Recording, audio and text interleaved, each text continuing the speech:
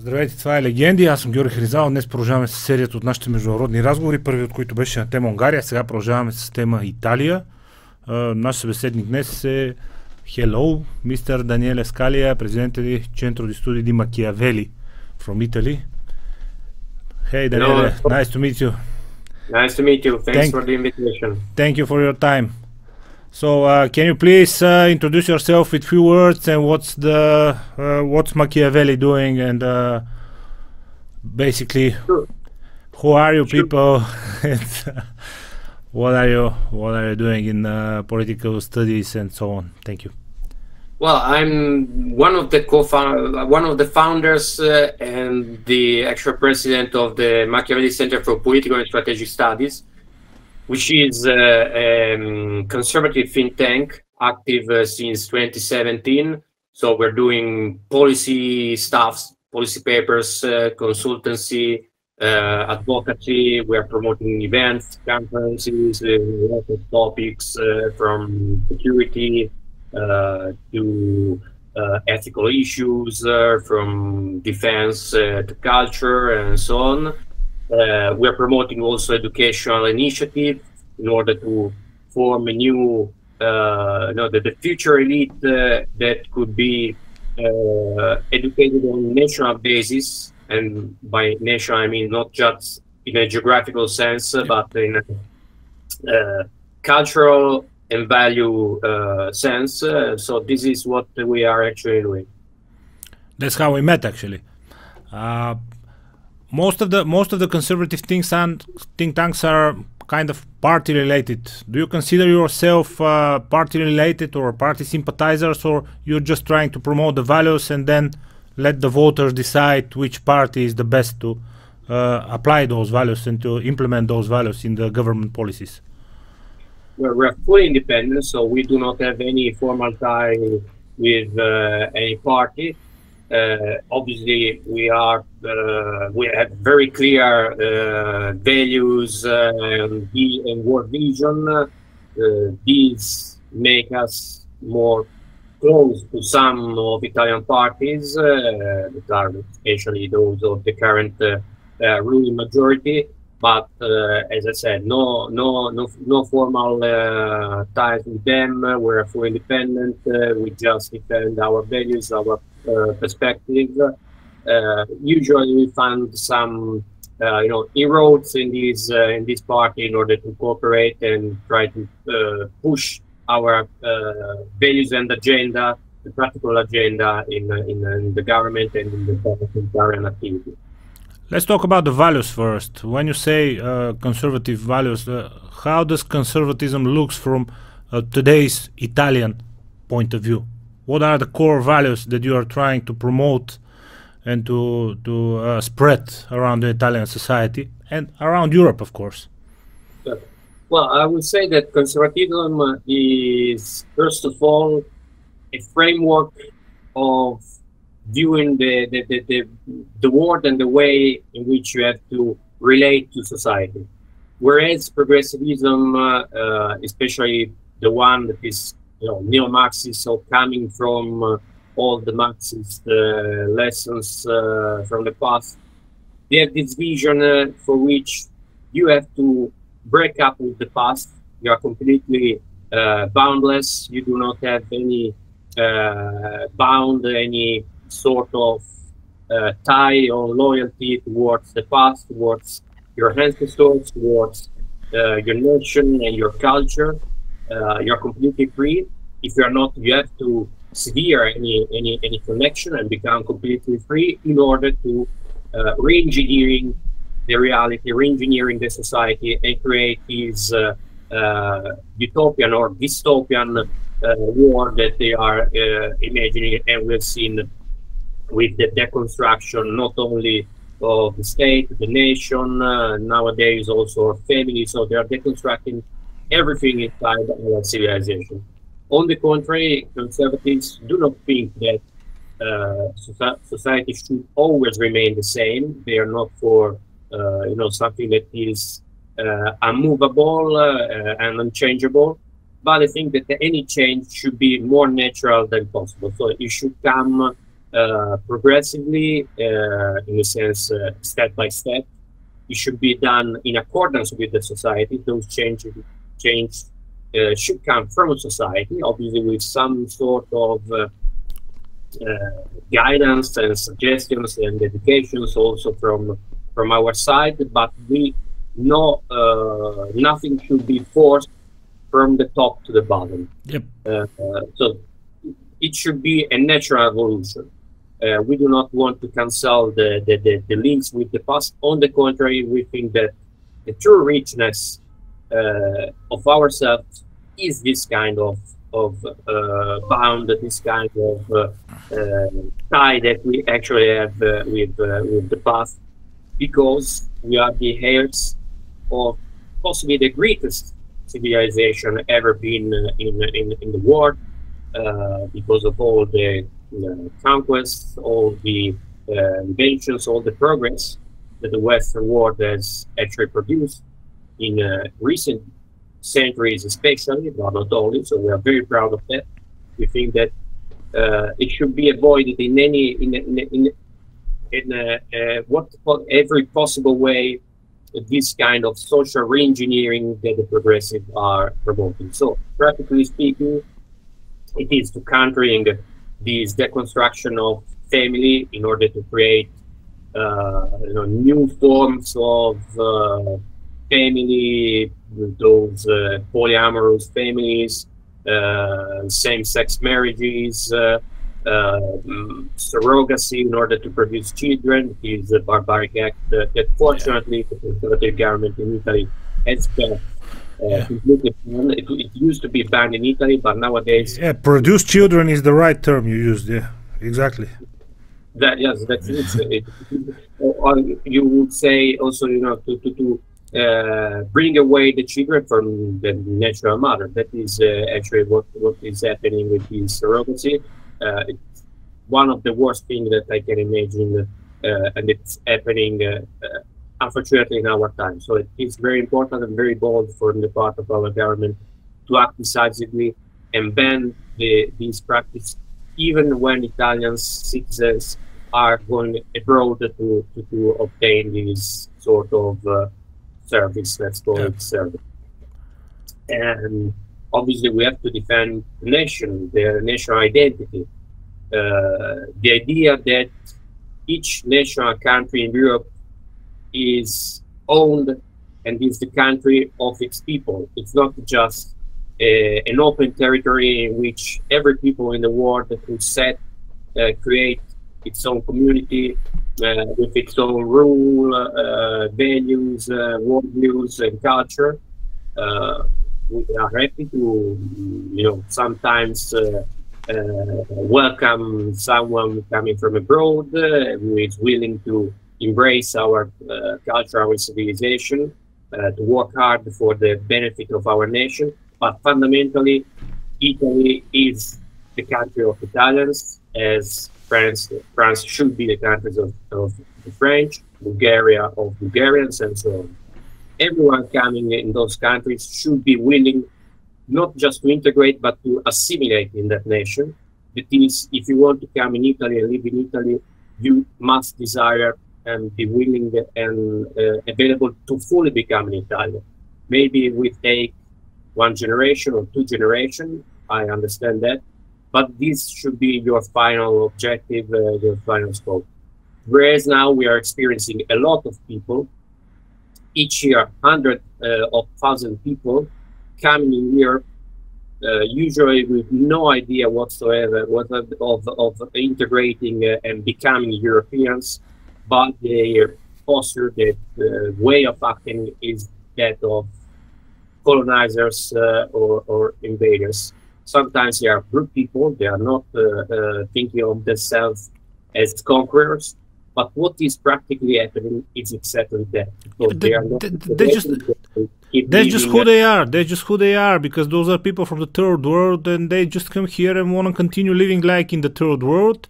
But, of course, using everything that the Italian taxpayer, for example, is providing for them, which is security, police, social services, healthcare, and so on and so on. But those are guys from the third world. It's normal for them to continue living like they're there. So basically what they do is bringing the third world here. But more and more often on our conferences around Europe, people are saying that we are on the side of the common sense. And what you're saying basically is common sense. If you want to live in Italy, you should live like the Italians do. That's why you chose Italy. That's what Italy means. If you want to go there, okay, fine, do it. First of all, legally. And second of all, please comply to the local culture and local laws. That's it. And I saw on X a few days ago people from the United States with this short video of Meloni. And they were like, wow, what a great leader, we need more of this. And basically what the video was saying was very simple. She was saying this: I don't think that our culture and our country is compatible to the radical Islam. We cannot live under the Sharia law, and I don't believe actually that those people with their culture and with their view of how a law should look can become a part of our society. I just don't see how those both systems can work, because under Sharia law, women get stoned and hanged and beheaded because of suspicion of immoral behavior, if you can imagine that. And she says, I don't see this happening in Italy. I don't think that we can live under the same roof with those people. And this is common sense. This is pure logic. And people from the other side of the ocean were like, wow, what a great leader. And that's just common sense. I'm pretty sure Miss Meloni is a great leader. Obviously she is, but this is just common sense. Why do you even need to say that? Well, unfortunately, because common sense nowadays apparently is no more common. Or it is common to the slight majority of the people, but we have half of our population that is actually broke away from the common sense. They are very far now from the common sense. They have been they're captive of this new ideology, this walkout. It is very dangerous. That is actually a cult. It's not a simple ideology. They have a religious style of reasoning, of behavior. So yes, we're fighting for the common sense that unfortunately is no more the common sense. So we are fighting for these views that are actually challenged by this ideology that has managed to deeply entrench in our society, especially in some sectors of it. I think to the academia, to all the cultural industry, the media industry. But it is penetrating, I don't think, maybe not so deeply in countries like Bulgaria, but I can testify that also in Italy, it is actually penetrating deeply in the society, not at the level of the United States, of the Great Britain, but it is just a matter of time if we do not react. What we are from time to time joking here is Bulgaria is that this is one of the very few positives of being underdeveloped. So we have to catch up yet. So I hope we never catch up with this part. We are moving, of course, with some lag, 2-3 years, whatever, from the so-called progress. But this type of progress, I hope the lag stays and we never catch up to it. Let me get back to you from the first part of your answer when you were talking about the progressives. The deconstruction of the past, that's one part of their narrative, and more and more Western philosophers are saying that they consider themselves as God, and canceling God is actually a normal way and a step in which they pronounce themselves as gods, and that the human being can decide for himself and can make his own future and decide about everything, about the planet, how hot the air should be, whether it will be hotter or warmer or colder or whatever. We can decide about everything. And cancellation of God is a very important part of this process in order for them to believe that they are the real masters of their destiny and nothing else matters. You are part of the core part of the greatest civilization ever lived, the Judeo-Christian civilization, and religion has always been in the roots of your society up until today. What's your stance on religion today? Well, I think first of all that even if we usually describe our societies as fundamentally atheistic. We are moving towards mass atheism. That's really true in possibly every country in Western Europe, whereas on paper you still have a lot of people who's Catholic or Protestant. But looking to the data of churchgoers, people who really believe in God and it is conditioned by these beliefs in its everyday life or even political choices, the numbers are very, very tiny. So we are moving towards a godless society, apparently, but I would say there is no godless people or society. There is maybe just people who are searching for a new God. So when you have in some way killed the Christian God, what you are doing is just creating the space for a new one. This new one could be a traditional God. So it could be, for example, the penetration of Islam in the European society. We do not see yet a lot of conversion, but I expect that in coming generation, this is going to become a more common phenomenon, because you have from one point of view this emptiness of values, and on the other this very vital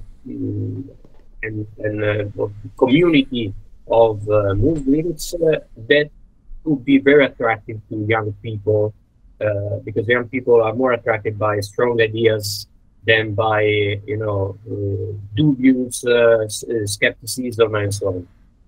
The other thing is that actually the left is really proposing a new sort of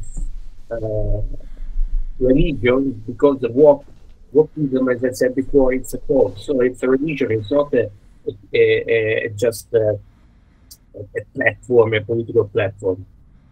They have, in some way, they are canceling Christianism, because they need this space to be filled with this new religion that is working. So we are not living in a war with our religion, but in a war in which Christianity is threatened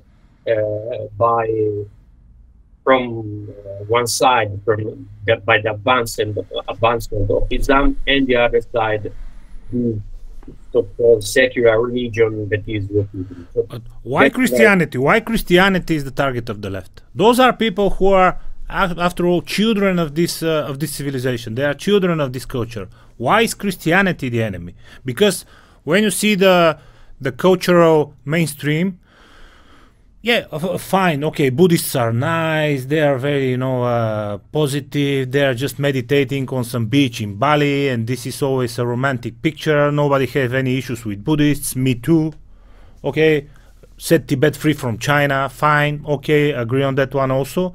So Buddhism is kind of this positive, a little bit distance from us, a romantic movement somewhere in Asia.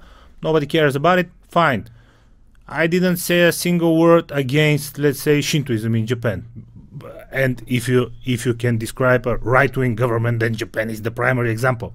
You cannot become a citizen, you cannot enter the country, you cannot build a mosque there. So there is a right-wingers. Nobody said anything about them. Nobody says anything about the cultural kind of religion, if it even exists in China. Nobody says nothing about the guys in India.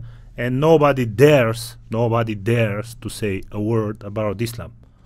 Why is Christianity the enemy of today's left? Why? Because Christianity is part of Western tradition, and since their objective is to destroy just the Western tradition, they're not willing to destroy Islamic civilization or destroy Chinese civilization. They are specifically against Western civilization. For them, this is fight for part of the fight for power within the Western world. Destroy Christianity as a foundation of the right wingers, and that's how we win the game. Yes, but not just the power. They're not just willing to conquer their power. They have a genuine hatred for our civilization, even if they are part of that. they really hate the Western civilization.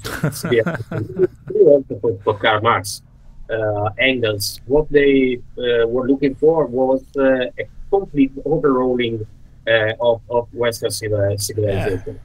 They were clearly part of it. So that's true even in our days. It's even more true because nowadays many people inside the woke movement are actually with so-called migrant background. These people whose parents or grandparents are from the Middle East or from Africa, and so they add to this traditional hatred of Marxist hatred towards our civilization also another form of hatred that is the so-called anti-colonialism movement, is blaming the Western civilization for all the faults of their own civilization. But essentially, Marxism, neo-Marxism, wokeism, that is just the last form of neo-Marxism, they're also some sort of disease of our civilization, like, you know, this self-harming, when you have your body attacking itself, it is a form of inner in the Western civilization in which we are trying to consume ourselves. I don't know why it actually emerged, but it's something that is constant since the 19th century way. That's how it looks from the outside, you know, like a mass political suicide. You're completely right about that. But why? What are the foundations? If you try to step in the shoes of your, I don't have enemies. I'm a Christian guy. I don't hate anyone. But let's say competitors from the left. If you're trying to sell me the left today, because we have to know our enemies. We have to know our competitors. We have to know who is on the other side of the barricade.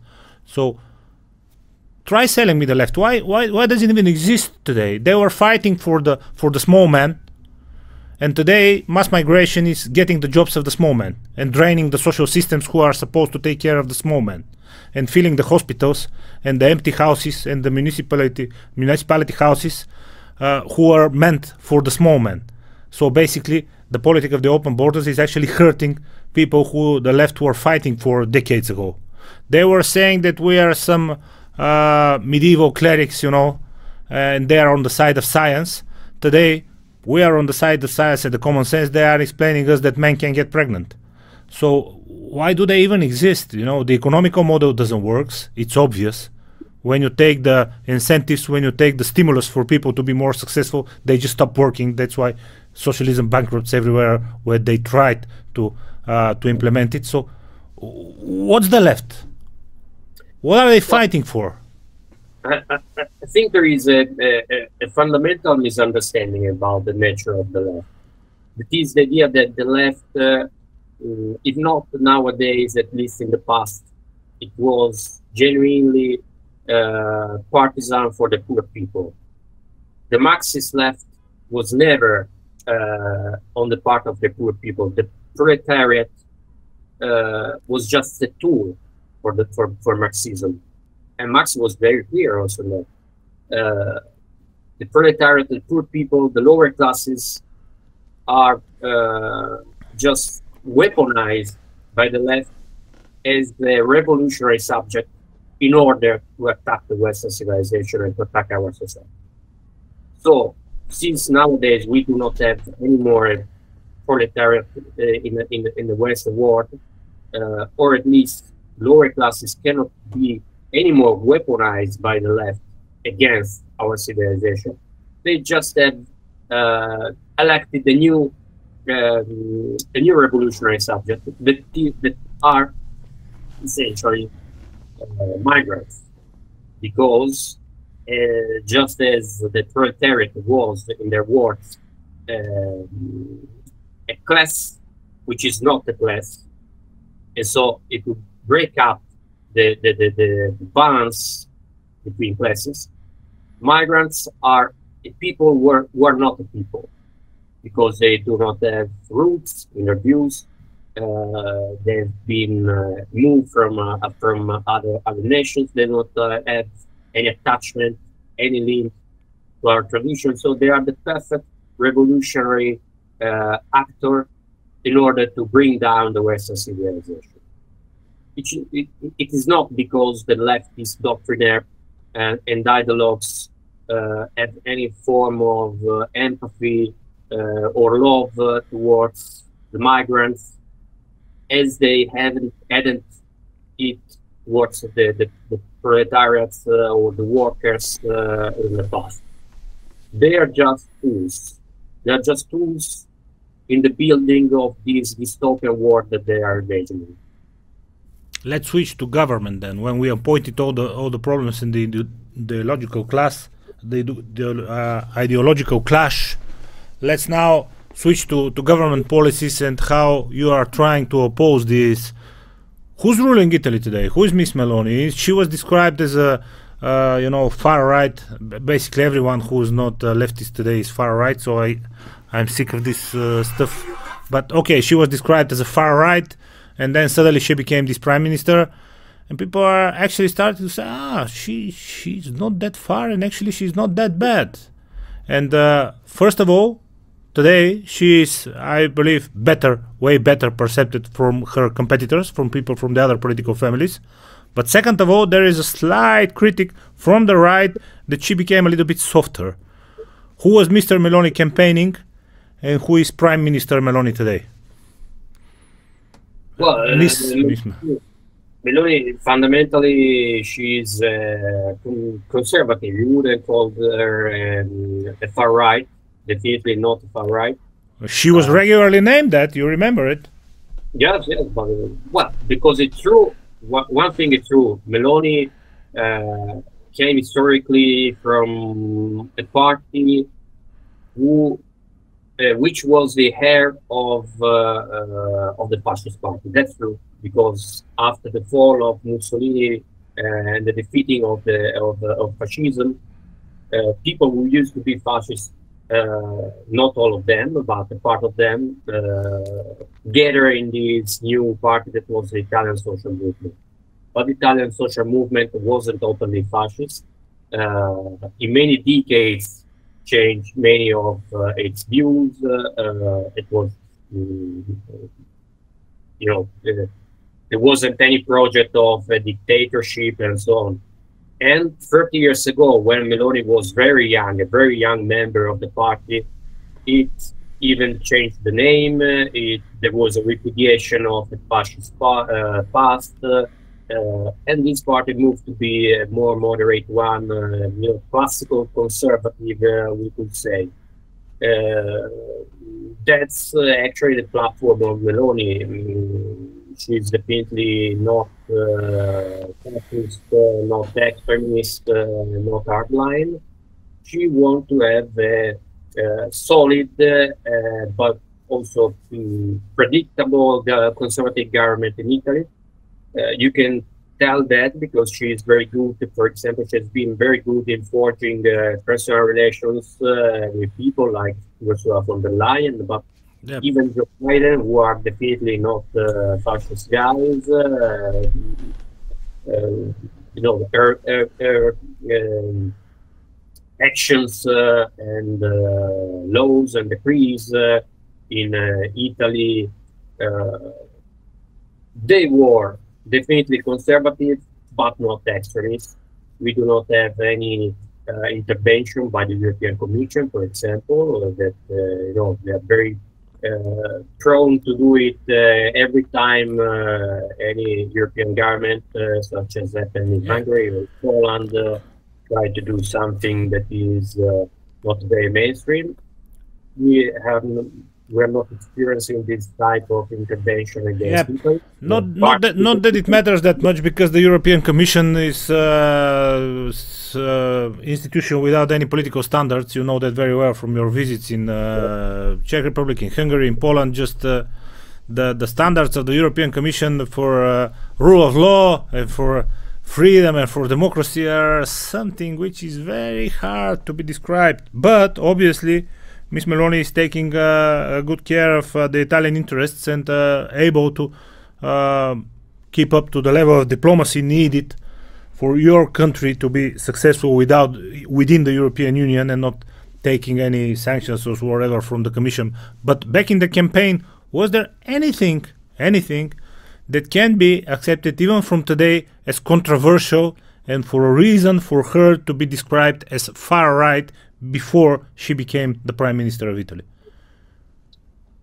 No, I wouldn't say, because in her campaign, there was a promise, was the one of creating a Nava blockade in the Mediterranean in order to prevent all migrants from coming in Italy.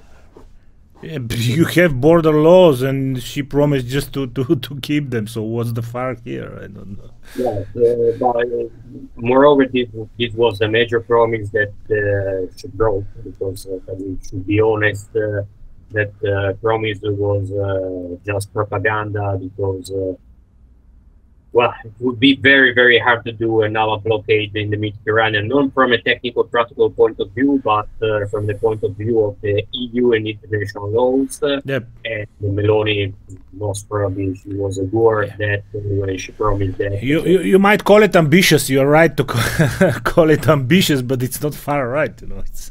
So any politician sometimes.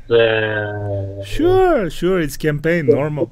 That is not completely to the voters, but we should also say that even if Meloni has not done this Nava blockade, anyway, she is acting very decisively in order to prevent illegal migrants from coming to our country. After a difficult year, that was the last year, 2023, we had a record number of illegals arriving in Italy. After this difficult year, by way of some legislative acts, by way of diplomatic efforts towards Tunisia, towards Libya, she has managed to significantly curb the number of illegals arriving in Italy. And so plus the Albanian deal and whatever. Let me ask you two quick questions just to enlighten us a little bit. You're not a legislator, but I'm sure you can help us because those are part of the political process. First of all, what's this case with Mr. Salvini for? Why is he being prosecuted and sued in court? What's the case there? Well, essentially, the case was done because Salvini, since when he was interior minister, he forbid a ship, an NGO ship, bringing illegals to Italy to actually use the port to disembark those illegals. And he has been accused of kidnapping, technically of kidnapping by the leftist obviously. Who's kidnapped? Yes, but who's kidnapped? When you kidnap someone, you are banning him, to hinder him from going anywhere. So you close someone inside a prison and prevent him, forbid him to leaving this. That wasn't the case because Salvini has never said, "Okay, now you are our prisoners. We want you there." Go everywhere you want. You just cannot come here. That's the opposite of kidnapping. Don't come here. No, they were on a spaceship. He just said, "Okay, go to Spanish because we are on a spaceship." Go wherever you want. But that's exactly the opposite of kidnapping, no? Exactly. It's really absurd, but the problem is that we have a lot of a huge section of our sector of our judiciary who is leftists and activists. Unfortunately, the judiciary is completely not just independent, but self-governing in Italy. That means that even if you have those judges or prosecutors who do things that are completely out of mind, no one is going to punish them in any way, because the only ones who could actually punish them in some way are other judges. Yeah. And since you do not have... Yeah, it's a closed system, yeah. So they are... we have very, very few examples of judges that were punished by the judiciary. By the judicial system, yeah. But they're saying we're an independent branch of power, we don't want political interference, and that's their way of protecting their right to do whatever they want, Yes, but it's okay. I agree that the judiciary should be independent. Yeah, sure. We're all in agreement with that. The problem is that there are legible absolutists like the old absolutist king before any constitution was created in our civilization. They are boundless from any law, from any. They are completely irresponsible because they will never have to respond of any actions they are going to do. So they can just use their official role in order to do politics, because it's what they are doing in this case, just agreeing prosecutors and judges in order to punish politician because he didn't obey them about the migrant questions. And no one is going to pretend from them at least the fact that they are technically correct in what they're doing. It's completely bullshit what they're doing. Recently, we had another ruling by judges in Italy, some judges in Italy. That was my second question. It was a few days ago regarding they are banning basically the deportation, right? Yeah, they are banning. Well, as you probably know that Italy has done this agreement with Albania in order to create a center for identification and deportation in Albania. Why? Because this way, since we have a lot of migrants that manage to escape from these type of centers and just go freely in the country. So the matter of putting it in Albania is they don't usually want to stay in Albania, and so it makes them difficult to escape from these centers. So we had first 16 people, all from Bangladesh and Egypt, that are considered safe country by Italy, formally considered safe country. They have been deported in Albania, and then there will be a proceeding. It is called accelerated proceedings to evaluate their request for international protection. If it is not recognized anything, they will be sent back to their country. But protection from what? In Egypt, I'm sure there are tens of thousands of Italians, as there are tens of thousands of Bulgaria, which are going to Egypt every year, to see the pyramids or some sea resort at the Red Sea. So protection from what? But the interesting thing is that we can go there, but it's against the law to return someone from Egypt in Egypt, right? Yeah. How come? The interesting thing is that those judges contested that the government could designated Bangladesh and Egypt as safe countries, because the government said technically said that they are safe countries of origin, apart from with this exception of some categories that are gay people and so on. Let me help you with one category: Christian. It's not a very good idea to be a Christian in Egypt. Yeah, but these let me help you. These judges make this rule, recalling them to a recent sentence by the EU Court of Justice, who ruled as illegitimate the fact that you can proclaim a country as a safe country of origin with any territorial exception. So they quote a sentence that it wasn't about what they are actually doing, because they are saying that it is illegitimate with an exception of relating to a category of people. And they're doing that relating to this EU court sentence that is about another thing, because it is about territorial exception. Yeah. So they just interpret it in a way that is completely forceful and arbitrary, the law. Why? Because nobody could actually contested them on that. So now who's in better position now? Can the government continue with this policy of deportation, or you should comply with the rule of law and just wait for better times for the judicial system to come? Who's in better position now? What are you going to do now?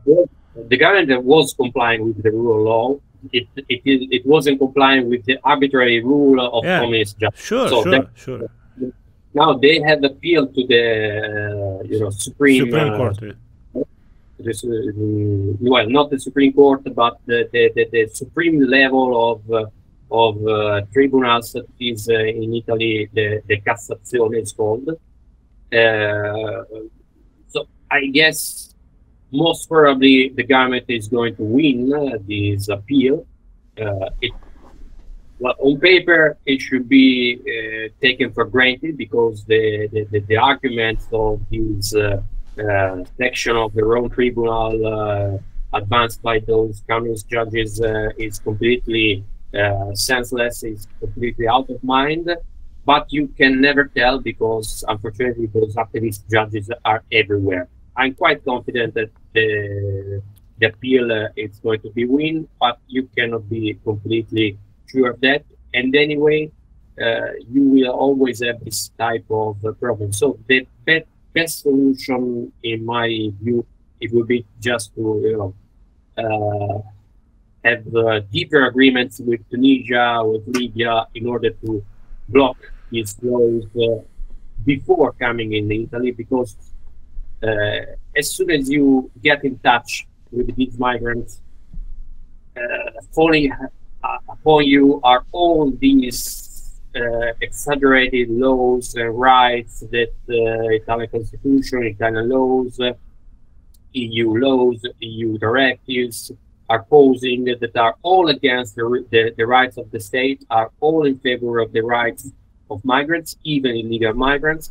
And moreover, you have to consider the activist role of the judiciary, that not only in Italy, especially in Italy, but also on the EU level, on the level of the Council of Europe, they usually create a lot of problems because they tend to forcefully interpret the law in order to have, and pro-immigrationist interpretation of any interpretation. They are pushing politics and they are pushing ideology. They are not complying with the law. So the superiority of the law is something very questionable in the past years. But you are very right saying that the problem should be decided where it actually begins, and this is Northern Africa. Because I was listening to Eric Prince yesterday, the CEO of Blackwater. You remember the guy? And he was hired by UAE some 13 years ago, I believe, 2018, just to work on the problem with the Somali pirates. And he says, I decided the issue very easily just by attacking the nest of the wasps, because they were hijacking some 80 to 90 ships back then. And he said the international forces are just putting some patrol ships traveling around the seas, and it was obviously not working. I just went to Somalia and just see, some small fisherman village with 6 big boats parked in front, docked on the sea in front of it. Those are obviously pirates, so we just destroyed the boats and the problem was solved in a month. Attacked where it is.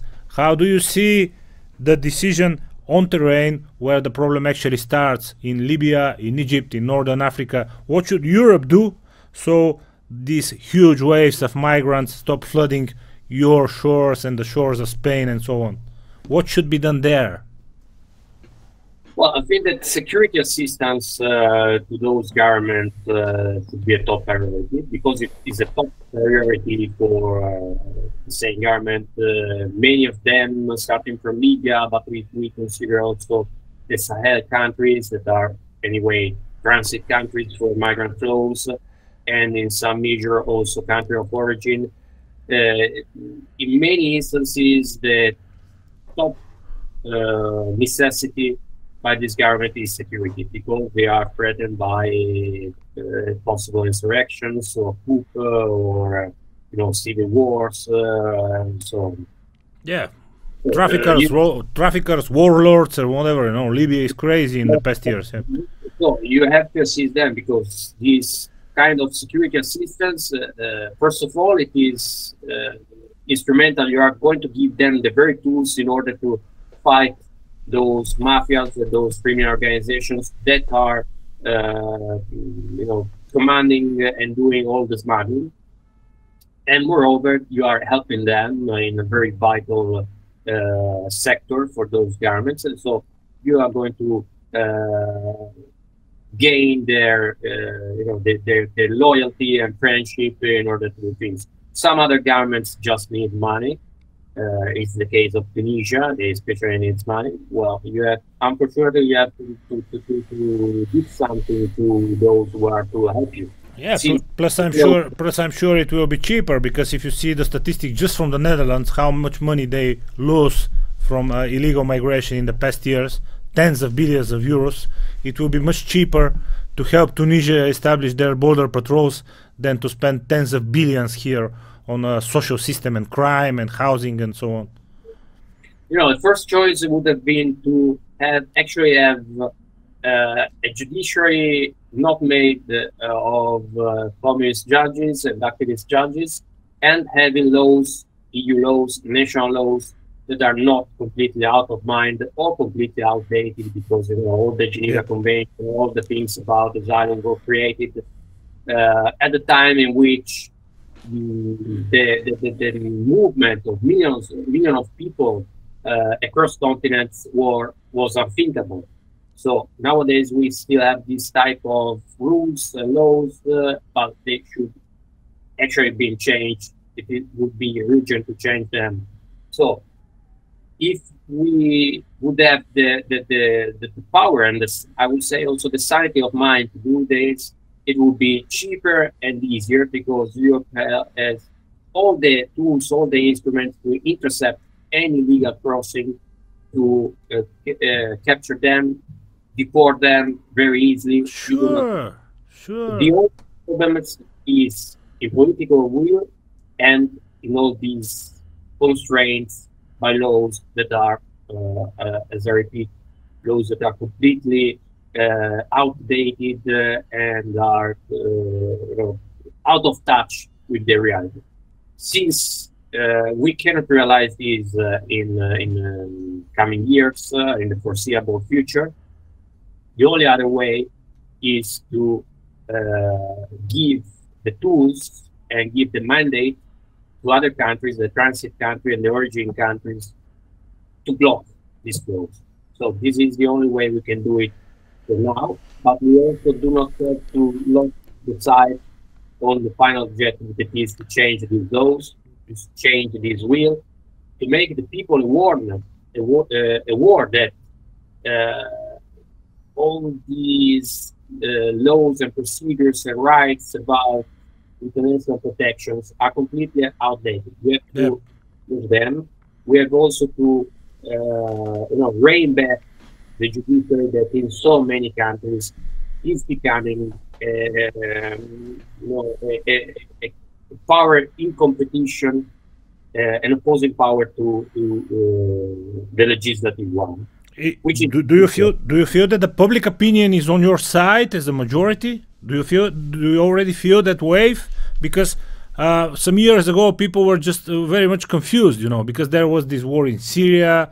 The propaganda of Al Qaeda was sending these pictures of little children being gassed by Assad and so on and so on, and people just from pure sense of humanity, if you want, just said, okay, let them come, they're escaping from war and everything. But this story is over a long time ago. Is there any shift now in the public opinion? Do you feel that the majority is with you in order for this process to be reversible and for Italy to remain Italy?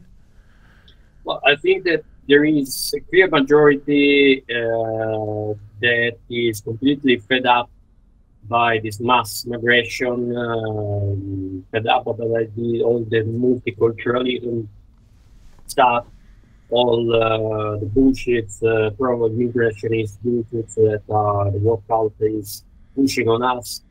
What is missing now is, make it that this majority should become supportive of effective actions that does work. Sorry, those legislative actions necessary in order to have overhauling of our system, all our asylum system, border regulations, and even in order to counterattack against these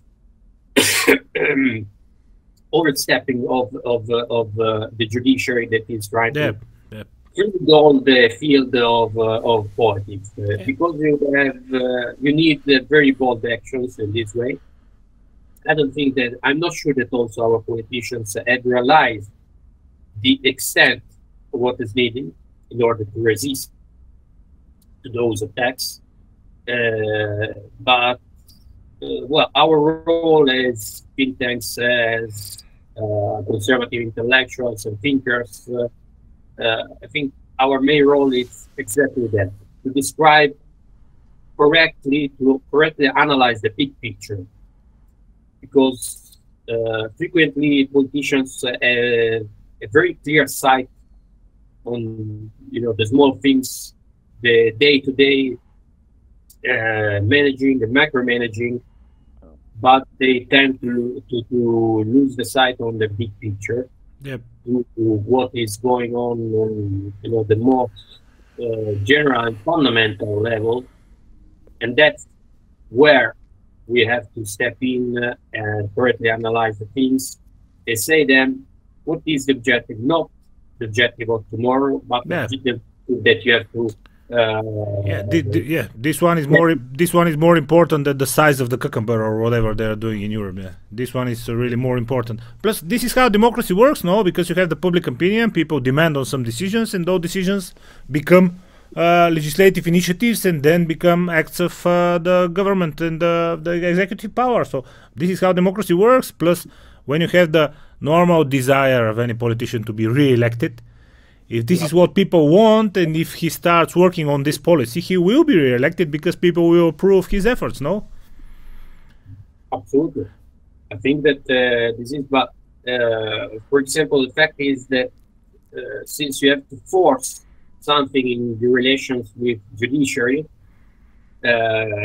this is going to be really denounced as something that is undemocratic and attacked on the rule of law. We have seen in Poland, because the former Polish government just tried to, defend from this onslaught by part of many judges that were appointed during the communist regime. So something that is completely out of touch with democracy, very foreign to democracy. But it was widely perceived in the world and also in a lot of greater part of the Polish society, as we see with the result of the last election, was perceived as the actual attack to democracy. So those defending the separation of powers, defending democracy, defending the supremacy of the will of people, were the ones denounced and perceived as a threat to the separation of powers. Enemies of the state, yeah. So we need the power also to be more effective in the global discourse, the global debate, because as long as you are, subject to the description of the things by part of your opponent, it will be difficult to do the fundamental stuff that you need to realize. Yep.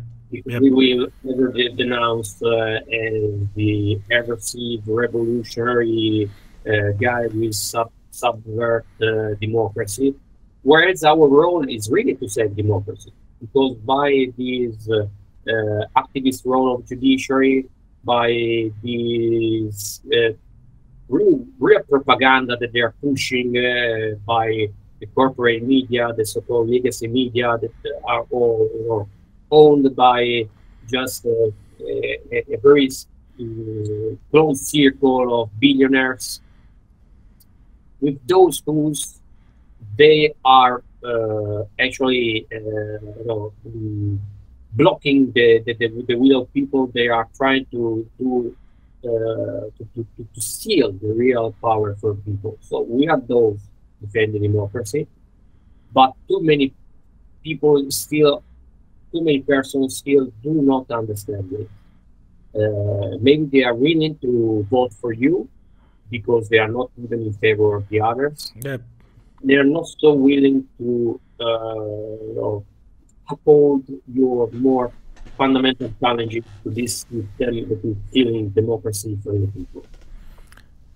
From your perception, how is Italy looking on the outside? I'll tell you why. You're, for most people, rightfully considered as the center of civilization, you know, ancient Rome and all, and everyone wants to come to Italy. Basically, this is the country that I spend the most of the time outside of Bulgaria, so it's normal. I get it too. I'm one of those tourists.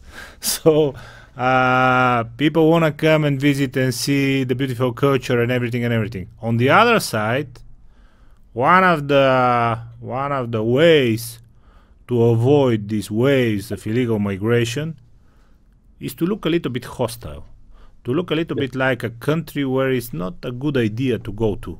And Poland is obviously profiting from that. And obviously, the right-wingers, you know, our friends from Peace and the other guys there, they don't care. They don't care. Everyone is trying to describe them as racist, fascists, and whatever. They just don't care. But they got this international image of a country where it's not a good idea to go to. So, on the one hand, tourists love Italy. Italy loves tourists. You gain a lot of money from it. On the other hand, regarding the illegal immigration, it will be in your favor to look a little bit hostile and a little bit like a place where if you don't have documents and if you don't go there as a tourist but just to live illegally, it's not that good of idea. How those two live under the same roof, you know, because you want your billions from tourists, but on the other hand, you don't want anyone who has nothing to do around the world just to grab his bag and come to Italy and live on the street. Well, but they are perfectly compatible because they are two completely different type of visitors to our country. One is legal, temporary, someone who show an appreciation for our country. The others are illegal, are invaders, are people who want to stay with no attachment for our country. They just want to recreate their own society in our territory. So they are completely different from any point of view. I would even say that for tourists coming to Italy, would be really preferable to have less. Sure, absolutely. If you come to Italy, you want to see Italy, you don't see Nigeria or Bangladesh. No, I'll go to Nigeria if you want to see Nigerians, right? Exactly.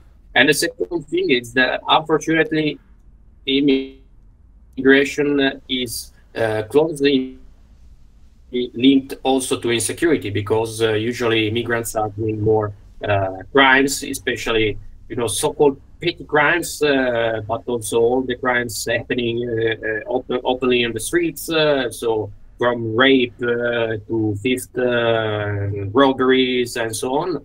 And very often tourists are the target of this type of attacks. Yeah. So they will be more happy to have safety when coming to visit Italy, as it used to be 10 years ago. Sure. And anyway, it's not that bad. From the countries in Western Europe, actually Italy is not that bad. Do you believe the whole process is reversible? Do you believe that you can once again become what you were 10 years ago? Or just as this joke of a mayor of London says, this is the new normal? Is this the new normal? Or the process is reversible and we can once again get back to the lovely days when you can just walk around the streets of your town at night, Imagine what a luxury that was. Well, first of all, it's sure that probably in London could be worse the situation with crime than in Italy, but I think it is really bad, and things are falling apart very rapidly.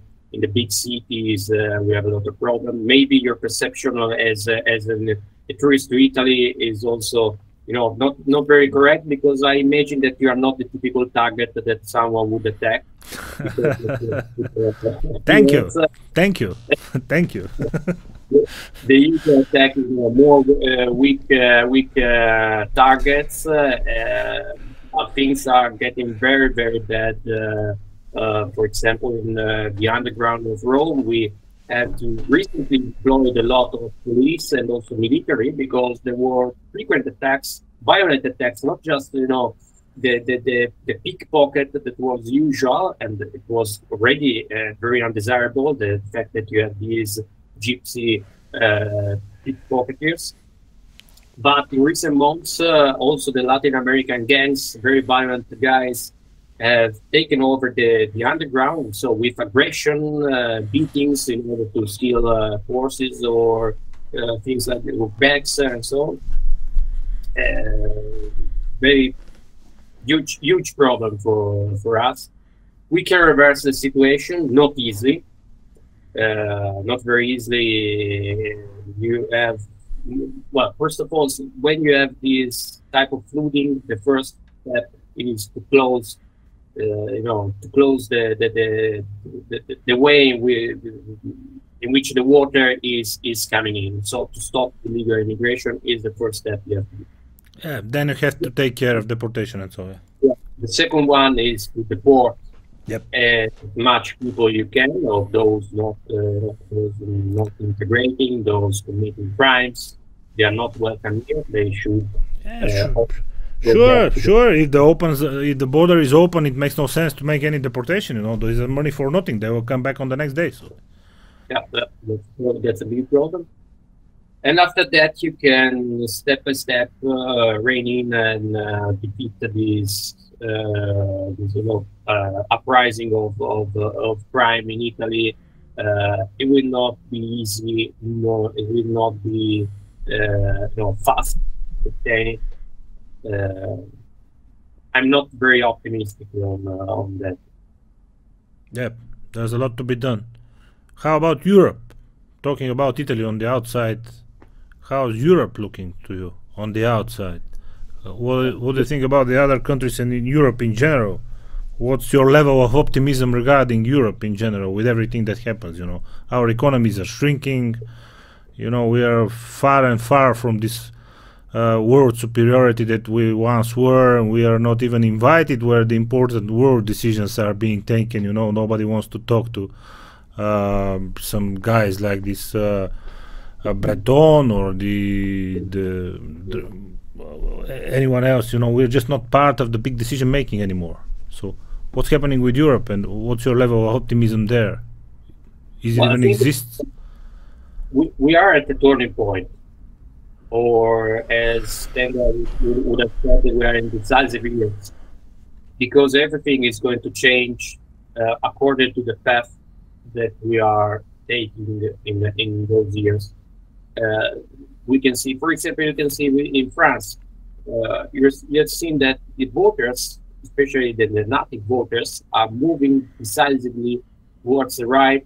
Yep. So they want to create a new model, never experienced in France, with a nationalist party, Gallieni, truly nationalist party, Gallieni. But in the same time, we have seen also the huge increases in support with Islam communist left. It's the exact opposite. So most probably we are going to see, according to who is winning in the coming years, this fight, we will see very different future for those countries. It will happen in England, in Great Britain, in the UK. What we have seen this summer show very clearly that for the white native people, it's becoming unbearable, the situation there. Yep. Whereas especially the Muslim community, is now entitled to consider itself the true master in these countries.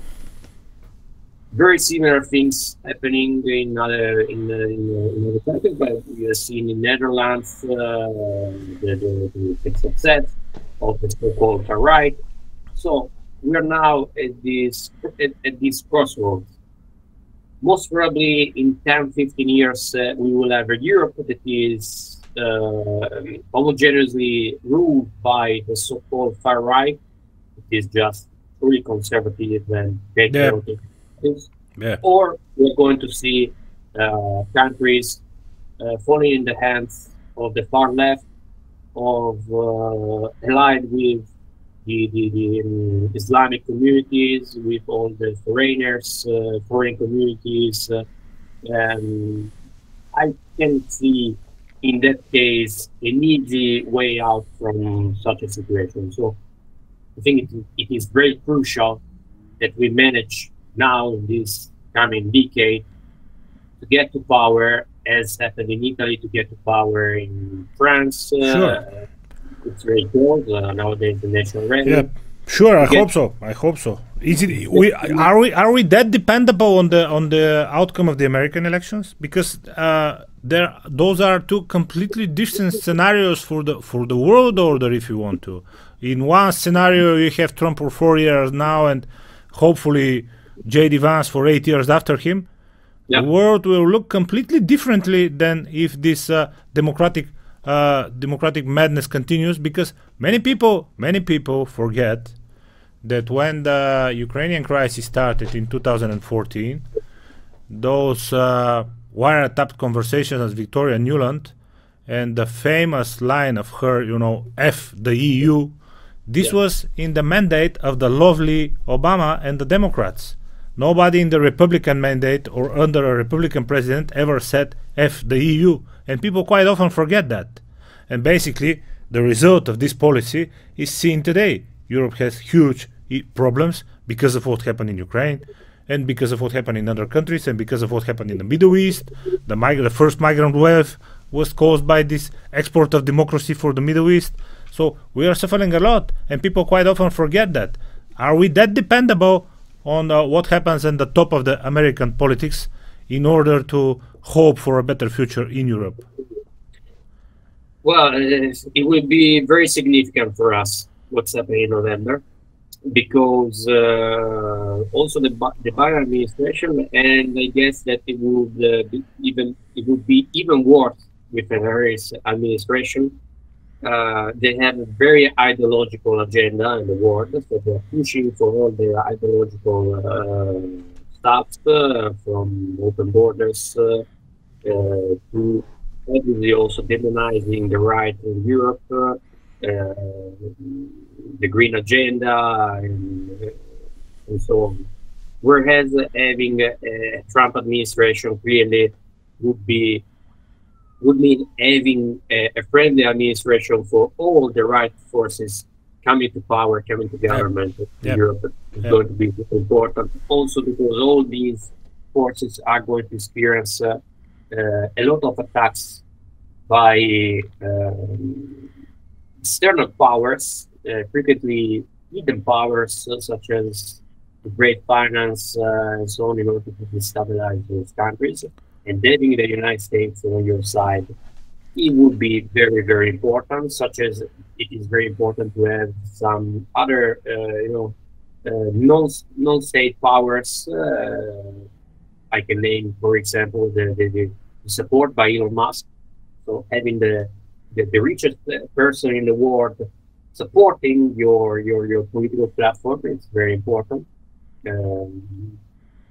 So very crucial what's going to happen in the United States. We are going to hope for the best, because otherwise Harris administration will be for difficult years for us, and especially I expect very radical measures, also the measures, open borders, millions of illegals coming, immediately bring inside the electoral list, the voters list.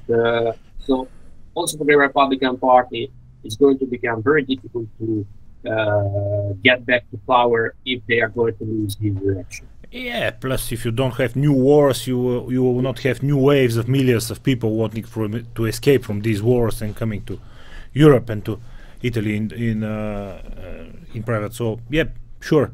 So, Daniele, thank you very much for your time. Hope to see you soon, both in Italy and in Bulgaria. I'm sure I will see you soon around Europe. Yeah. So, thank you very much once again, and hope to see you soon. And let's make another one of these anytime soon in the future. Thank you very much. Thank you. Bye. Thank you very much. All the best.